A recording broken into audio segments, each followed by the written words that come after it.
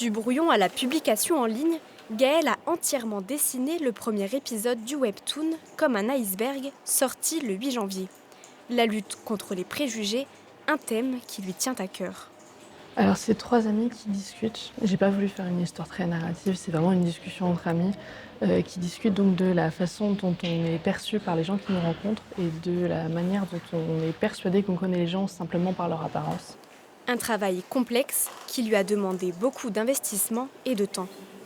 C'était une première fois qu'on faisait un webtoon complet, donc il y a aussi une étape de recherche, de tâtonnage qui est importante et donc là, ouais, 3 semaines, mais un peu plus de temps aurait été bien. 11 étudiants ont été choisis pour créer chacun un épisode, publié tous les 15 jours. Ils abordent tous un sujet différent en lien avec les discriminations et le harcèlement. Marine a réalisé le 4e épisode. C'est un chapitre qui parle justement de ce qui est l'homosexualité, surtout l'homosexualité féminine, du coup une relation entre deux femmes qui part d'une amitié et qui est un peu ambiguë et qui fleurit vers une romance. Un projet créatif qui fait écho à la cellule d'écoute créée au sein de l'Université catholique de Lille. Ce sont 30 000 étudiants qui sont concernés.